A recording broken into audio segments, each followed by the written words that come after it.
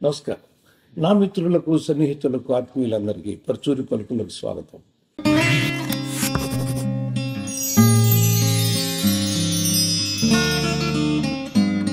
కల్కి గురించి మాట్లాడిన తర్వాత అసలు ఆనాటి జన్మలు అంటే వెనకాల కనపడేవన్నీ మీకు మహాభారతాలు కనపడతా ఉంటాయి ఇక్కడ. అవన్నీ నేను 2 పర్యాయాలు చదివానని కూడా మీకు చాలాసార్లు చెప్పాను. దాంట్లో ఒక విచిత్రమైన జన్మలు, ఎందుకంటే ఆ సినిమా కల్కి ప్రూవ్ చేసుకుంది కాబట్టి మీకు ఆ విచిత్రమైనటువంటి జన్మలు ఏమున్నాయి అంటే, కేవలం నీళ్లలో నుంచి వచ్చినటువంటి భీష్మాచార్యుడు వచ్చాడు. భీష్ముడు నేతి కొండలు అంటే టెస్ట్ ట్యూబ్ బేబీలు అంటామండి మనం. ఆవిడ గర్భం విచిత్తు చేసుకుంటే నేతికొండల్లో పెడితే కౌరవులు 100 మంది, వాళ్ళ దుస్సల వాళ్ళ చెల్లెలు 101 మంది పిల్లలు పుట్టారని. పంచభూతాల్లో నుంచి అంటే గాలి, నేల, నీరు, నిప్పు, ఆకాశం నుంచి జన్మించింది పాండవులు.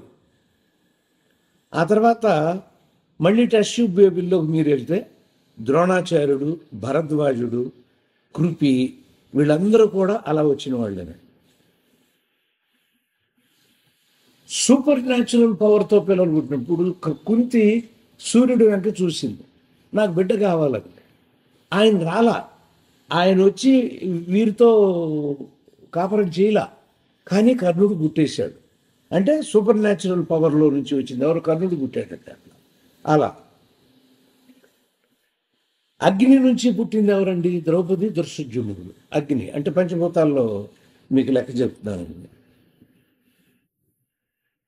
సాధారణ మానవుడికి ఒక అసాధారణ వనితకి భీముడు, హిడింబి అంటే రాక్షస వనిత, భీముడు, వాళ్ళిద్దరిని ఎలా చేసేవాళ్ళు?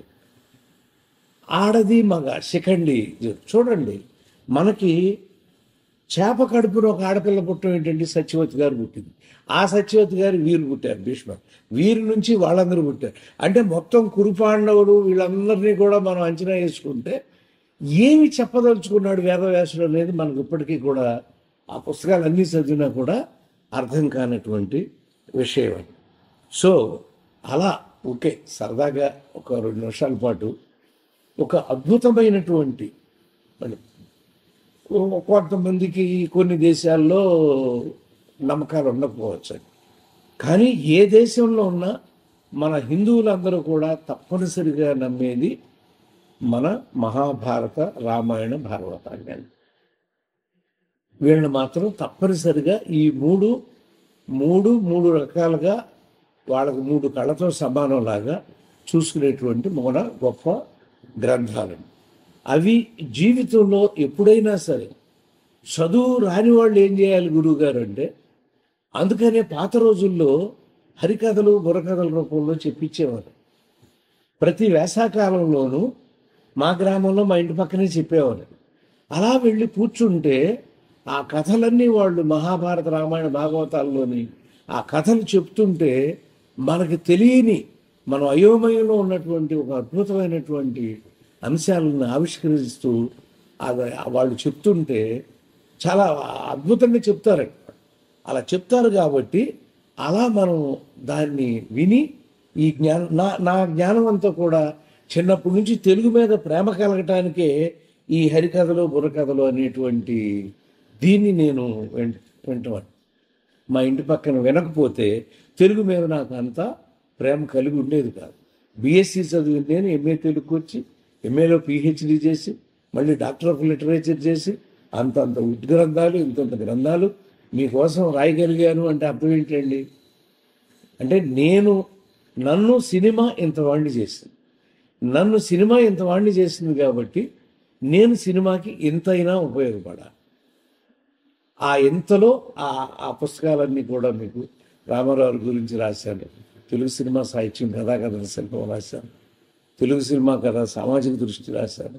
అవి డాక్టరేట్లు. ఊరికే ఏదో చెప్పుదాము, నాకు తోచింది రాయటం కాదండి. It is legal. పట్టాలు పొందినటువంటి అద్భుతమైనటువంటి గ్రంథాలండి. నిన్న కూడా మొత్తం 500 పుస్తకాలు తీసుకెళ్ళారు పబ్లిషర్స్. ఏంటంటే మీ పుస్తకాలు బాగా అమ్ముడుపోతున్నాయి సార్. నా పుస్తకాలు అమ్ముడుపోవటం కాదండి, పిల్లలకి సినిమా మీద ఉన్న ప్రేమ అని చెప్పాను. కాబట్టి ఈ సినిమా వాళ్ళందరూ మేము ఏం చేస్తున్నామండి, ఈ పురాణాలు, ఇతిహాసాలు, పురాణం, ఇతిహాసం, ఈ మూడిటి మీద బేస్ అయిపోయి మేము ముందుకు నడుస్తూ ఉంటామండి. కాబట్టి వాళ్ళు ఎందుకో ఒకసారి ఈ విచిత్రమైనటువంటి జన్మల గురించి ఎప్పుడైనా సరదాగా ఒక్కొక్కరి గురించి ఏమైనా చెప్పుకుందాం మాస్టారు అని మీరు ఎవరైనా మెసేజ్ పెడితే వాళ్ళ కోసం కొంచెం ఆ పుస్తకం లోపలికి వెళ్ళిపోయి అన్ని వేల పేజీల్లో కొన్ని పేజీలు నేను కూడా పరిశీలించేసి వర్కౌట్ చేసి మీకోసం చెప్తాను. ఎందుకంటే ఇక పాఠాలు బయట చెప్పడం మానేశాం కాబట్టి ఇవే నా పాఠాలు, మీరు వినేవే నా పాఠాలు, మీరు వినేవే నా పలుకులు అని తెలియజేస్తూ సెలవు తీసుకుంటున్నాను. నమస్కారం.